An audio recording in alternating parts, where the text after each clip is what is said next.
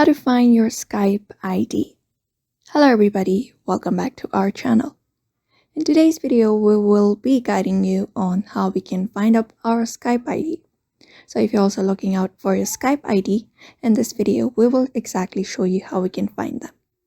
So first of all, head over and open up your Skype application on your device if you're on a mobile phone. And you can simply log in into your account using your login credentials. Once you're logged in, you will be seeing this kind of interface on your screen. So here, you just need to go ahead and tap on your profile at the top left corner of your screen. Just go ahead and tap on it. And once you're here, you will be finding your account details and different settings available. We're going to look up for this option called Skype Profile. Just go ahead and tap on it.